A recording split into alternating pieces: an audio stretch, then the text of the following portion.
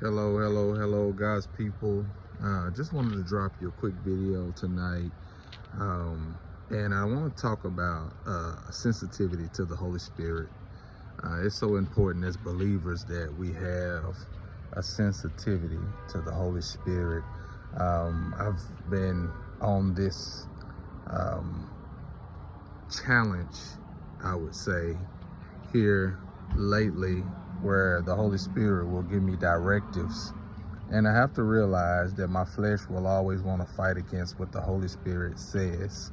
I'll give you a quick example of what happened here recently. There was a movie that came out, and the movie is called Sinners. And so when I heard about the movie, it piqued my interest, and I was like, man, I gotta see, I want to see what this is about.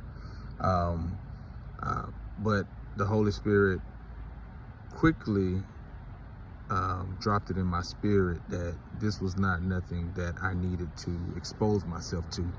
Now, I know a lot of people will say, well, you watch such and such, you do this, you do that. That's not the point. The point is to be sensitive to the Holy Spirit.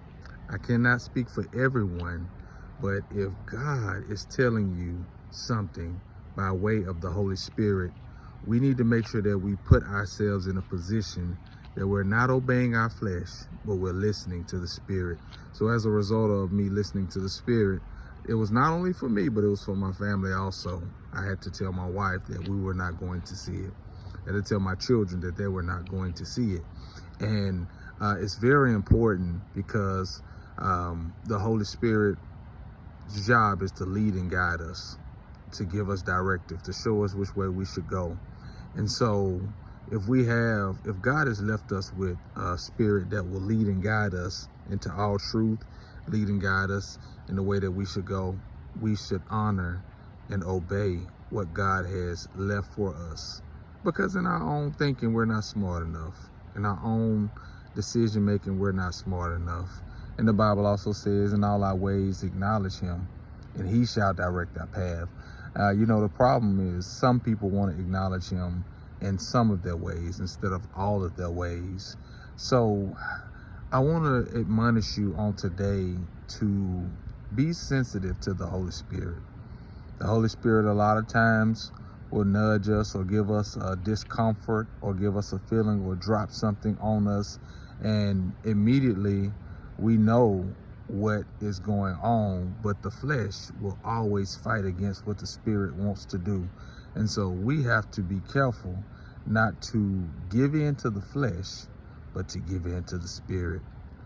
Because the Bible clearly tells us that if we're led by the Spirit, then we become the sons of God. But if we're led by our flesh, then we're the sons of somebody else. So we want to make sure that we're walking in the Spirit. The enemy has set up so many traps and done so many things to try to distract us, to try to put us in a bad place, to try to steal our joy, to try to steal our peace. But God is a restorer of all of those things, and God has promised us a life of abundance if we just follow him and just do what he has called us to do. And now get this, everybody is not going to understand what the Spirit is saying to you. I recently had somebody and the Spirit told me to tell them something, and they accepted it at first, and then they rejected it after they accepted it. And so I had to learn not to take it personal, because those who walk in the flesh won't mind the things of the Spirit. But as believers, God is calling us to walk in the Spirit, walk in the light.